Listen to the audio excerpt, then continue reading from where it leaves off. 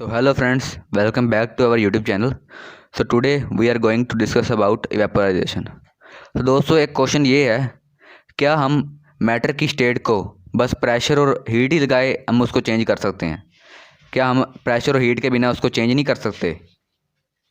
तो दोस्तों उसी प्रोसेस को हम जानेंगे आज। उसका नाम है इवेपोराइजेशन। सो आइए उसकी डेफिनेशन को जानते हैं। The phenomena of change of a liquid into vapour at any temperature below its boiling point is called vaporisation. एक प्रोसेस जिसमें लिक्विड वेपर में चेंज हो जाए उसके बॉइलिंग पॉइंट्स पे आने से पहले उसे क्या कहते हैं? वेपराइजेशन। सो मान लीजिए दोस्तों वाटर है, वाटर का बॉइलिंग पॉइंट है 100 डिग्री सेल्सियस, और अगर उसको 100 डिग्री सेल्सियस से पहले उसको वो वेपर्स में चेंज हो जाए तो उससे वेपराइजेशन कहेंगे। तो दोस्तों आइए एक एग्जांपल लेते हैं। जैसे गीले कपड़े हैं, गीले कपड़े को हम हीट के अगर सुखा सकते हैं तो इसका आंसर है हाँ। हम उसको हीट के द्वारा तो सुखा ही सकते ही हैं, लेकिन अगर हम विंड एनर्जी का यूज़ कर लें, विंड एनर्जी को यूज़ करके हम उसको उसको भी सुखा सकते हैं। तो दोस्तों आइए कुछ पॉइंट जानते हैं इवेपोराइजेशन के। इवेपोराइजेशन इज़ अ स्लो प्रोसेस। जो इवेपोराइजेशन है ना वो बहुत स्लो प्रोसेस है, क्योंकि इसमें वेपर्स बहुत ही स्लोली बनते हैं। अगर आपको पता ही है बॉइलिंग पॉइंट से पहले ही वो बॉइलिंग पॉइंट से नीचे ही जो लिक्विड है वो वेपर्स में चेंज होने लग जाता है। तो इसलिए आपको पता ही है अगर नीचे टेम्परेचर होएगा तो प्रोसेस भी लो होएगा, वेपर्स भी बहुत ही लो बनेंगे। तो दोस्तों आइए सेकंड पॉइंट की बात करते हैं। It take place at the surface mass of the liquid.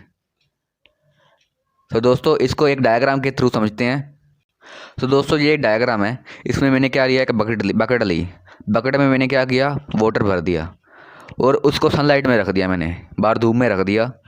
तो धूप में आने के बाद ये क्या हुआ, ये वाटर के मॉलिक्यूल्स हैं, ये बड़े वाले हैं उनमें काइनेटिक एनर्जी ज़्यादा है और जो छोटे वाले हैं उनमें काइनेटिक एनर्जी लो है।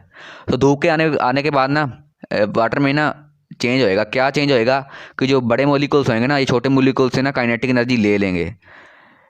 काइनेटिक एनर्जी लेने के बाद ना तो दोस्तों इनमें ना काइनेटिक एनर्जी बहुत ज़्यादा आ जाएगी सनलाइट के आने के द्वारा। तो ये ना जो बड़े वाले हैं ना वो छोटे वालों से काइनेटिक एनर्जी ले लेंगे। काइनेटिक एनर्जी लेने के बाद ये इनमें काइनेटिक एनर्जी आ जाएगी बहुत ज़्यादा। तो ज़्यादा के आने की वजह से ना ये इनसे जो इंटरमोलिकुलर फोर्स ऑफ अट्रैक्शन होता है वो तोड़ देंगे, और ये तोड़ने के बाद ये वेपर्स में चेंज हो जाएंगे और फ्रीली मूव करने बाहर वेपर्स में कन्वर्ट हो जाएंगे। तो दोस्तों एक बात आपने और नोटिस की होगी कि कभी भी ना वाटर की पर्टिकुलर डायरेक्शन में मूव नहीं करता। अगर एक वाटर का मॉलिक्यूल राइट में जाएगा और तो दूसरा जाएगा लेफ्ट में, क्योंकि सभी के पास काइनेटिक एनर्जी ना डिफरेंट होती है, इसलिए वो ना जल्द ही वेपर्स में कन्वर्ट हो सकते हैं। तो दोस्तों हमने डायग्राम पढ़ लिया, अब बात करते हैं थर्ड पॉइंट की। तो दोस्तों थर्ड पॉइंट की बात करें, it take place at all temperatures. तो दोस्तों वेपराइजेशन है ना वो किसी भी टेम्परेचर पे ना हो सकता है। तो जैसे हमने बात की वाटर को हमने सनलाइट में रखा तो उसका पर्टिकुलर 100 डिग्री सेल्सियस तो नहीं था ना जब वो वेपर्स में कन्वर्ट हुआ। तो इसलिए ये किसी भी टेम्परेचर पे वेपर्स में कन्वर्ट हो सकता है, और वो किसी भी टेम्परेचर पे लिक्विड टू गैस में कन्वर्ट हो सकता है।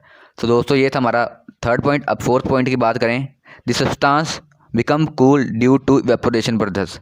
तो दोस्तों इवेपोराइजेशन में क्या होता है इसको हम एक एग्जांपल थ्रू समझते हैं।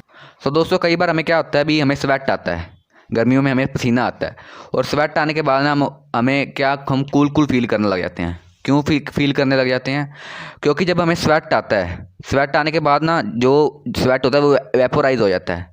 वेपोराइजेशन होने की वजह से ना एक बात नोटिस करना कि अगर वेपोराइजेशन जहाँ पे होता है ना वहाँ पे हमेशा कूल नेचर होता है।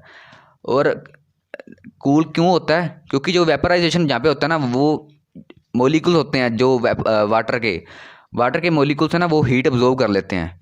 हीट अब्जॉर्ब करने की वजह से हम कूल फील करने लग जाते हैं। तो दोस्तों फिफ्थ पॉइंट की बात करें तो heat is absorbed from the surroundings due to this it cause cooling effect.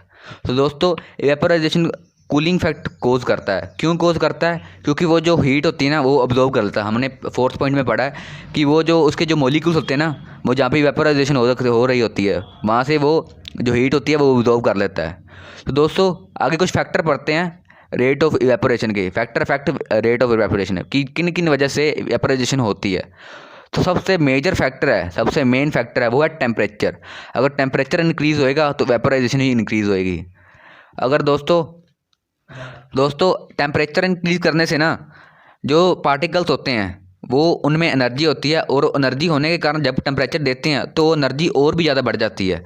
और ज़्यादा बढ़ने से वो जो इंटरमोलिकुलर फोर्स ऑफ अट्रैक्शन होते हैं वो तोड़ देते हैं मोलिक्यूल्स, और वो फ्रीली मूव करने लग जाते हैं। फ्रीली मूव करने के बाद वो वेपर्स में चेंज होते हैं या फिर गैस में चेंज हो जाते हैं।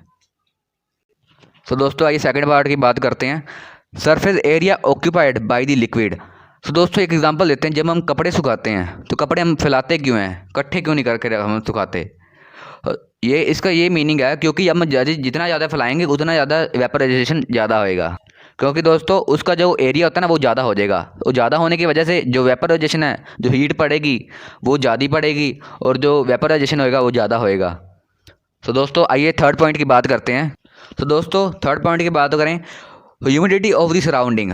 तो दोस्तों ये बात नोटिस करना, अगर कहीं पे भी ह्यूमिडिटी ज़्यादा होएगी ना तो वहाँ पे वेपोराइजेशन, तो दोस्तों ह्यूमिडिटी ज़्यादा होएगी तो जो हमारा वेपोराइजेशन है वो कम होएगा। क्यों कम होएगा? क्योंकि हमारे जो एयर में ना एक एक पर्टिकुलर वाटर के वेपर्स है ना वो प्रेजेंट हैं। अगर उनसे ज़्यादा है तो वो हो नहीं सकते, कम कम चाहे हो पर कम हो नहीं सकते। जब कम होएंगे तो वेपराइजेशन की जो परसेंटेज है वो बढ़ जाएगी। तो दोस्तों अगर हमारे एयर में वेपर्स की प्रेजेंट ज़्यादा होएगी तो जो वेपराइजेशन है ना उसकी वो कम हो जाएगी। अगर कम होएगी तो वेपराइजेशन ज़्यादा होएगी। तो ये बात नोटिस कर लेना दोस्तों। तो दोस्तों अगर विंड की स्पीड, फोर्थ पॉइंट है विंड स्पीड, अगर विंड की स्पीड ज़्यादा कर दें तो क्या होएगा? तो वेपराइजेशन बहुत ही ज़्यादा होएगा। क्यों ज़्यादा होएगा? क्योंकि जो वाटर के वेपर्स होते हैं ना, वाटर के वेपर्स वो विंड के साथ उड़ जाएंगे, और जो वेपराइजेशन होएगी ना वो बहुत ज़्यादा होएगी। तो दोस्तों इसको एग्जांपल लेते हैं, जो गीले कपड़े होते हैं वो हवा चलती है तो वो जल्दी क्यों सूखते हैं? वो इसलिए सूखते हैं क्योंकि जो कपड़े में जो वाटर प्रेजेंट होता है वो विंड के साथ उड़ जाता है, इसलिए जो कपड़े हैं वो जल्दी सूखते हैं। तो दोस्तों ये था हमारा वेपराइजेशन पार्ट। तो अगली वीडियो में हम वेपराइजेशन के साथ जुड़ते हुए क्वेश्चन वो करेंगे। तो होप करते हैं आपको वीडियो अच्छी लगी होगी। Thanks, bye bye, take care.